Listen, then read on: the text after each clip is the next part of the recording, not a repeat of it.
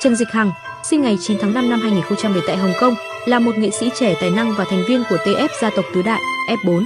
Anh cùng gia đình chuyển đến Anh định cư và nhập quốc tịch Anh, hiện đang sống tại Hàng Châu, Chiết Giang. Trước khi gia nhập TF gia tộc, Trần Dịch Hằng đã hoạt động như một người mẫu nhí, tham gia nhiều chương trình và sự kiện thời trang. Với gương mặt điển trai và phong thái tự tin, anh nhanh chóng thu hút sự chú ý và trở thành gương mặt đại diện cho nhiều nhãn hàng. Về tính cách, Trần Dịch Hằng được mô tả là người hướng ngoại, đáng yêu và luôn nở nụ cười. Anh có sở thích hát và nhảy, thể hiện niềm đam mê nghệ thuật từ khi còn nhỏ.